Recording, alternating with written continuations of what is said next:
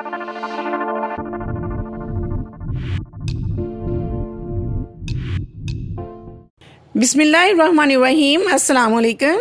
आज मैं mango jelly और कलर्ड सेवइयों के इम्तजाज से ज़बरदस्त मैंगो डिज़र्ट बनाने की रेसिपी आपसे शेयर कर रही हूँ। इसके लिए मैं सबसे पहले जेलीज तैयार करूँगी, तो चलिए बनाना शुरू करते हैं। मैं सबसे पहले बनाना फ्लेवर में जेली बनाने के लिए 1 गिलास यानी 300 ml पानी को पैन में अच्छी तरह बॉईल करूँगी। जब पानी उबलने लग जाएगा तो फिर इसमें किसी भी अच्छी कंपनी का बनाना फ्लेवर में जेली पाउडर का 1 पैकेट जो तकरीबन 80 ग्राम के करीब है डालकर चम्मच से अच्छी तरह हिलाऊंगी।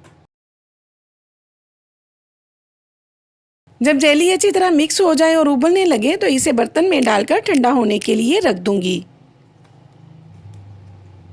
अब इसी मेथड से मैं स्ट्रॉबेरी फ्लेवर में भी जेली तैयार कर लूँगी। आमतौर पर 80 ग्राम जेली पाउडर के पैकेट को बनाने के लिए 400 ml पानी इस्तेमाल करने के लिए कहा जाता है, मगर इससे जेली अच्छी तरह सॉलिड फॉर्म में नहीं आती। इसलिए जब भी जेली तैयार करना हो तो पानी की मिकदार को कम कर देने से जेली बहुत ज़बरदस्त सॉलिड फॉर्म में तैयार होती है और टाइम भी कम लगता है। बनाना है स्ट्रॉबेरी फ्लेवर में मैंने दोनों जेलीज तैयार कर ली हैं। जब तक जेली ठंडी होती है मैं पैन में 500 ml यानी आधा लीटर दूध डालकर बॉईल करूंगी। जब दूध उबलने लग जाएगा तो इसमें 5 टेबल स्पून चीनी और 5 टेबल स्पून कलर्ड सेवइयां डालकर अच्छी तरह पकाऊंगी। जब सेवइयां अच्छी तरह गल जाएंगी तो इसमें 2 प्याली मैंगो प्यूरी डालकर गाढ़ा होने तक पकाऊंगी।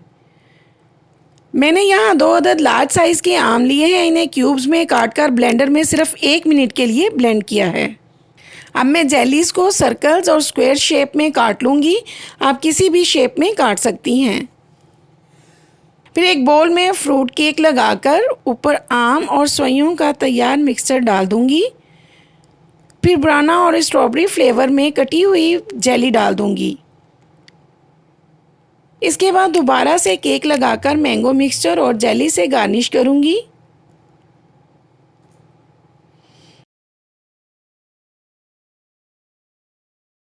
ये देखें, बहुत ज़बरदस्त और मज़ेदार मैंगो जेली डिज़र्ट तैयार है।